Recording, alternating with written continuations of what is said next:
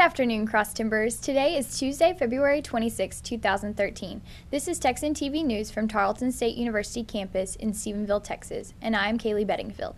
In today's headlines, opening arguments underway in sexual harassment case, co-president of Sony Pictures Classics talks about the night at the Oscars, Operation Baker's Dozen gets 30-year term, Dallas man pleads guilty to killing a 10-year-old girl, family of 4 goes missing on ship in California, rockets fired in Israel and Palestine dispute, and alleged shooter Oscar Pistorius wishes to continue training for Olympics while awaiting trial.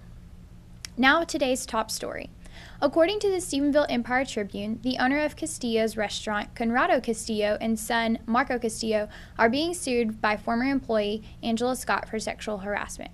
In the court documents, Scott said that soon after being employed, Marco Castillo began touching her inappropriately and made sexual advances. Scott also said that Conrado Castillo did nothing to stop the situation. In August 2008, Scott ended her employment at Castillo's and then proceeded to file a complaint with the Texas Workforce Commission Civil Rights Division. Scott is hoped to receive compensation for lost wages, emotional pain, suffering, and punitive damages. Also in today's news, co-president of Sony Pictures Classics took a few minutes to speak with Texan News Service about what it was like to win the 2 awards at the Oscars and his love for independent movies. Here's part of that interview.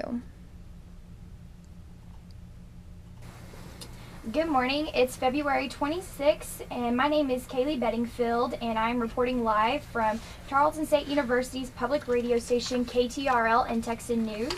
I'm here with co-president of Sony Pictures Classic, Michael Barker.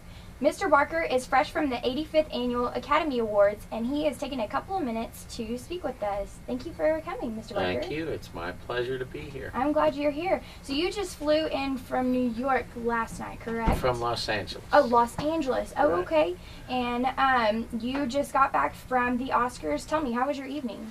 It was really remarkable. It was really great. You know, I've been to many, many Oscars, and it's a party, but when you win, it's a much better party. Yes. So we won 2 awards, so it was a big party for us. And you won 2 awards, one for Best Foreign Film and one for Best Documentary, correct? Yes. Correct. Yes. And the 2 films were Amour and Searching for Sugar Man was the best documentary feature. That's Yes. correct. Now, what was your reaction when you found out that you had won both of those? Well, we were thrilled about it. You know, these films that we release are independent films as opposed to the big studio pictures like the James Bond movies or Spider-Man movies.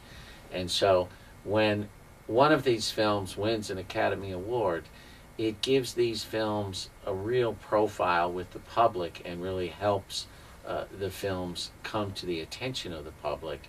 So it's a real lifeline to these films. So we're very excited. It'll just bring more people to the movies. I'm also excited because Michael Haneke winning an Oscar finally after he's made so many films.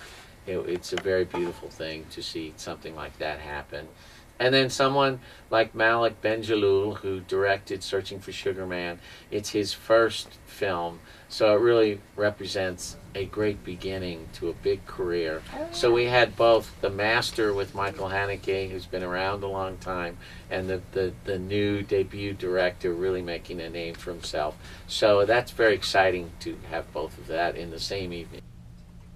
In campus news, the Texan baseball team defeated the Arlington Baptist Patriots 3-0. Colton Booth sealed the final game with a 2-run home run in the bottom of the 8th inning. In regional news, AP reports Brownwood resident Thomas Berry was sentenced to 30 years for possession of controlled substance with intent to deliver. Berry was caught with 14 grams of methamphetamine and half a pound of marijuana. Berry is one of 13 arrests since May, known as the Operation Baker's Dozen. According to the Brownwood Bulletin, these 13 arrests consist of 7 offenses of possession of controlled substance, 3 DUIs, an assault with a deadly weapon, failure to register as a sex offender, and a burglary charge. In state news, according to the Associated Press, a Dallas man, Jose Cifuentes, pleaded guilty to murder earlier this morning. Cifuentes pleaded guilty to killing a 10-year-old who he kidnapped from her family's apartment. Cifuentes has been sentenced to life in prison. In national news, AP reports the United States Coast Guard is searching for a missing family. The family was supposedly on their 29-foot-long vessel called the Charmblow when it started to take on water. The man put out the distress signals until he lost contact with the Coast Guard. The family consisted of a husband, wife, and 2 small children under the age of 8. The family has not yet been found, but search crews will continue to search through the night.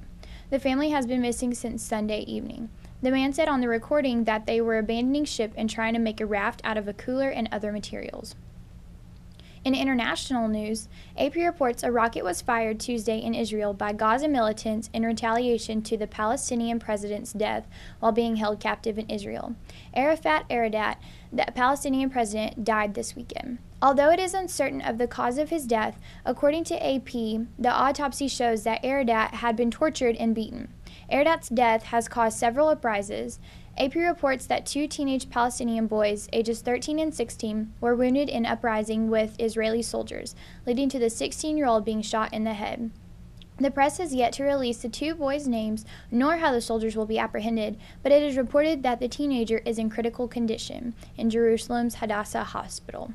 Although tensions are high between the Palestinian and Israel parties, AP reports that the Israeli President Shimon Peres issued a response saying, "Quiet will be met with quiet, missiles will be met with a response."